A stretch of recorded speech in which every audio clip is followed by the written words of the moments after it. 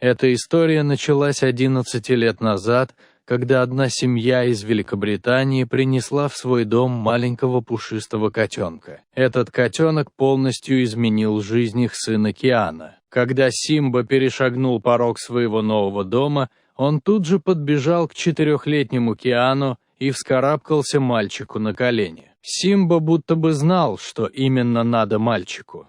Дело в том, что Киан появился очень рано на свет и сильно болел. У него аутизм, синдром вторичного иммунодефицита, дегенеративные кости и мягкие ткани, сказала Бекки Грин, мать Киана. В тот день Симба стал ангелом-хранителем для Киана. Киан часто перестает дышать, и Симба тут же мчится к людям, чтобы сообщить им об этом. Когда Киан беспокоен и напуган, то Симба сидит у него на руках и громко мурлыкает. Он единственный, кто может успокоить мальчика. И каждую ночь кот ложится спать с Кианом, а когда тот засыпает, уходит. И утром, перед тем, как Киан проснется, Симба всегда возвращается к нему в кровать. Но 9 октября жизнь этой семьи полностью изменилась. Бекки выходила на работу и собиралась отвезти детей в школу, когда Симба выскочил из дома в открытую дверь и скрылся из виду. Бекки подумала, что он вернется домой,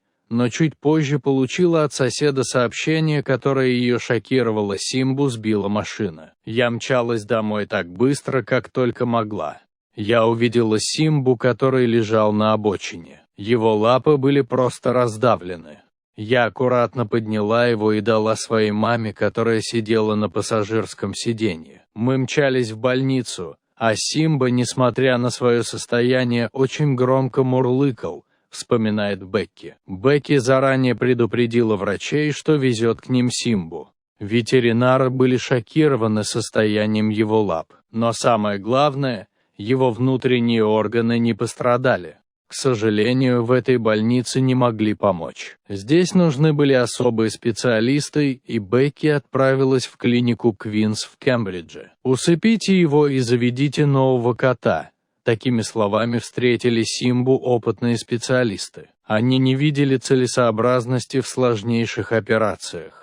Услышав это, Киан упал на пол и начал биться в истерике. Он умолял врачей спасти его любимого кота, но те лишь пожимали плечами. Симба, видя, что его мальчику плохо, собрал все свои силы и с помощью задних лапок подполз к своему хозяину. Он терся о лицо мальчик и громко мурлыкал. Его не интересовали его сломанные лапы и жуткая боль. Он знал, что Киан нуждается сейчас в немецке. «Это был самый душераздирающий момент в моей жизни», — говорит Бекки. Медсестра, которая наблюдала за всем этим, посоветовала Бекки связать с доктором Ноэлом Фицпатриком, ортопедом-ветеринаром мирового класса. Замечательные хирурги в клинике доктора Ноэла тут же положили Симбу на операционный стол. Они не давали 100% гарантии того, что кот выживет, но сдаваться они не планировали. Он пережил уже множество операций,